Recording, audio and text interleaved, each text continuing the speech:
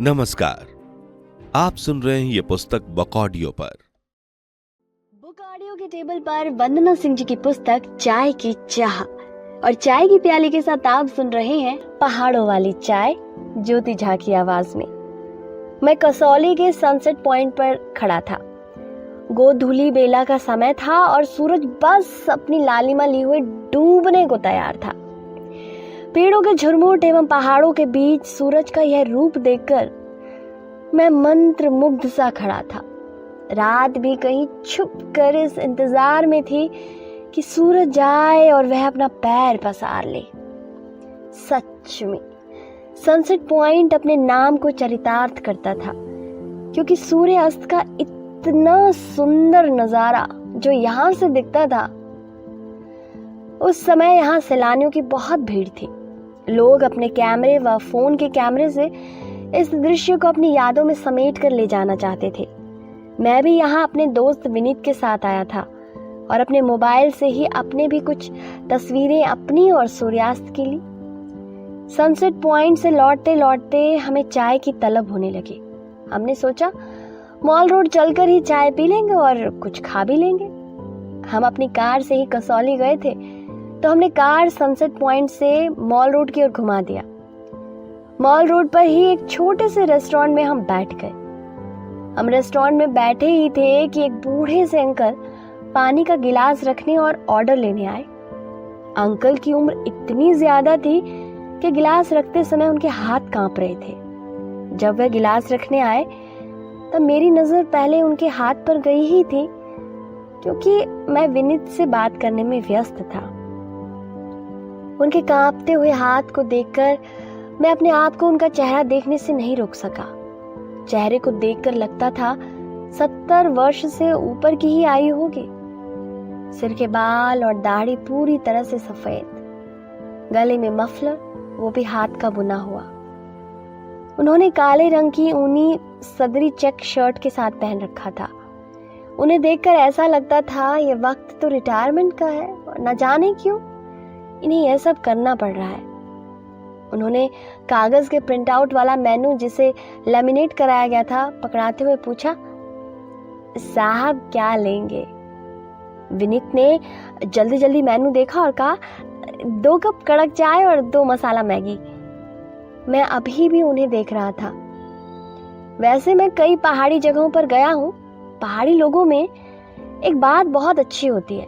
जैसा कि हम जानते हैं, पहाड़ों पर जीवन मैदानी जीवन से अधिक कठिन होता है। उन्हें रोजमर्रा के साधन जुटाने के लिए भी पहाड़ों पर मीलों चलना पड़ता है।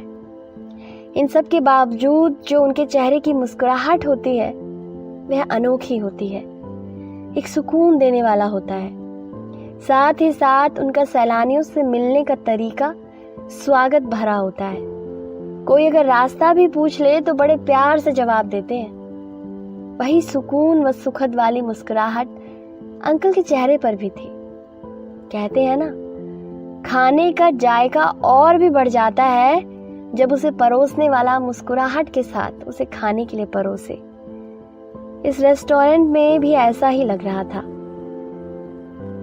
अंकल ऑर्डर लेकर रेस्टोरेंट में बने एक छोटे से कमरे की तरफ बढ़ गए। वह कमरा ही रसोई था।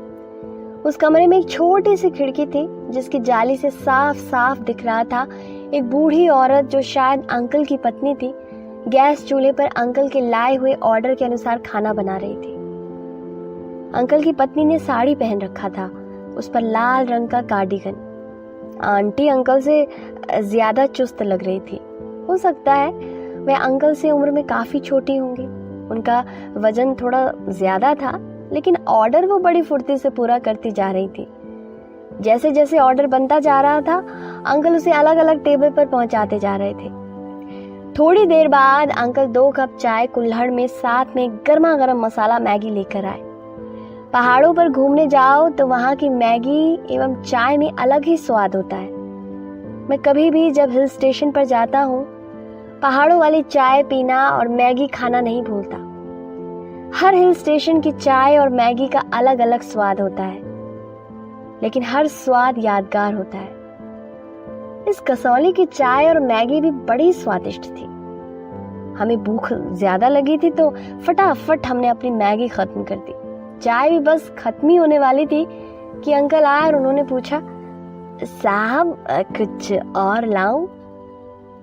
हमने एक मैगी और 2 कप चाय का और ऑर्डर दिया। अंकल ने बड़े प्यार से पूछा, आपको मैगी और चाय कैसी लगी? मैंने हल्की सी मुस्कुराहट के साथ बोला, अंकल ये किसने बनाया है? बहुत स्वाद है खाने में, और चाय तो लाजवाब है। अंकल के चेहरे पर खुशी तैर गई। उन्होंने मुस्कुरा कर कहा, मेरी बीवी ही खाना बनाती है। ऐसा कहते हुए उन्होंने किचन की तरफ इशारा कर दिया। अंकल ऑर्डर देने फिर से रसोई में गए और वापस हमारी टेबल के आसपास घूमने लगे।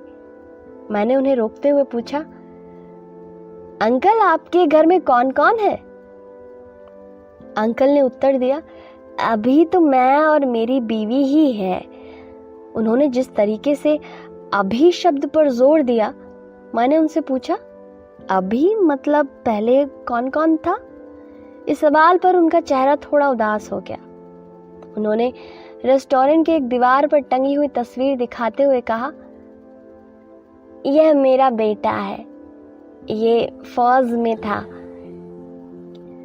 इसकी शादी भी करा दी थी, कुछ सालों बाद एक पोता भी हुआ था।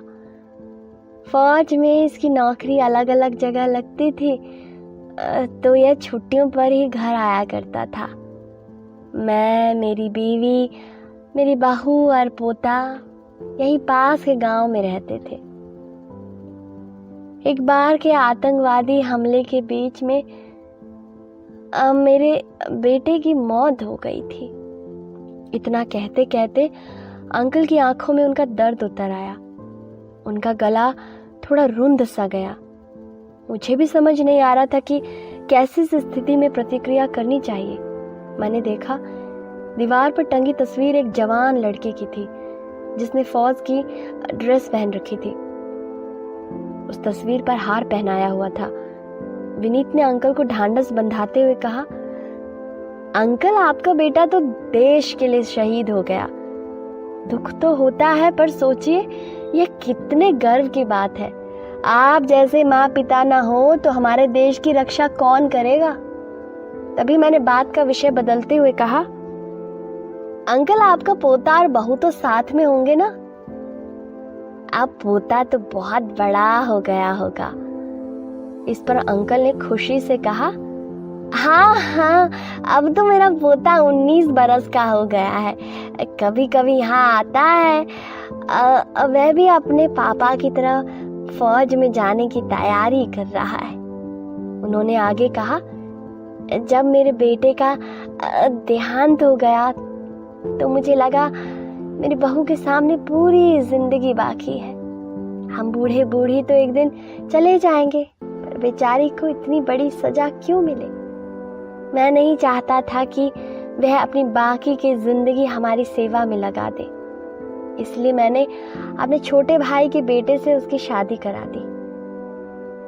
अंकल के चेहरे पर शांति दिख रही थी। उन्होंने कहा, बहू दूसरी शादी के लिए बहुत मना कर रही थी। वह अपना बाकी का जीवन मेरे बेटे की यादों के साथ गुजारना चाह रही थी, पर अनुभव से मुझे पता है एक वक्त के बाद पति पत्नी का रिश्ता ही एक दूसरे का दूर तक साथ निभाते हैं। मेरे भाई और उसके बेटे को भी इस शादी से कोई आपत्ति नहीं थी, तो मैंने अपनी बहू को इसके लिए मना लिया। अंकल ने हर्षित होकर कहा, आज वो अपनी गृहस्थी में खुश है और मुझे अपने पिता जैसा सम्मान देती है। वह तो हमें यह होटल बंद करके अपने साथ रहने के लिए भी कहती है, लेकिन मैंने ही कहा कि इस काम से हम पति पत्नी का दिल भी लगा रहता है, और जब शरीर नहीं चलेगा तब आ जाएंगे तुम्हारे पास। अभी हम बातें कर ही रहे थे कि आंटी ने किचन की खिड़की से अंकल को इशारा किया कि हमारा ऑर्डर बन गया है। अंकल हमारा ऑर्डर लेकर आए उसी प्यारे से मुस्कुराहट के साथ। अंकल आंटी की इस कहानी को सुनकर मुझे अंकल के लिए प्यार के साथ सम्मान भी महसूस हो रहा था। हमने अंकल को पेमेंट किया और कुछ अतिरिक्त पैसे वहीं छोड़ दिए। जाते जाते आंटी की खिड़की के पास से ही मैंने कहा, आंटी आपने बहुत टेस्टी मैगी और चाय बनाया था, धन्यवाद। आंटी मुस्कुराई और कहा, आप लोग फिर से आना। मैंने मन ही मन सोचा, ये अंकल आंटी सच में एक मिसाल है, जहाँ कई घरों में सास ससुर अपनी बहू के बारे में सोचना तो दूर, एक इंसान के तौर पर उसके साथ व्यवहार भी नहीं करते। ऐसे में इन्होंने अपने से ज्यादा अपनी बहू के भविष्य के बारे में सोचा और उसे बहू से बढ़कर बेटी का दर्जा दिया। हीरो वह नहीं होता जो फिल्मों में दिखता है, असली हीरो तो इनके जैसे लोग ही होते हैं, जो कुछ हटकर इंसानियत को ऊपर रखकर कुछ काम करते हैं। अभी आप सुन रहे थे ये पुस्तक बुक ऑडियो पर। आपको ये किताब कैसी लगी कमेंट में हमें जरूर बताएं। साथ ही स्क्रीन पर दिए गए सभी प्लेटफॉर्म्स पर हमको फॉलो करना ना भूलें। धन्यवाद।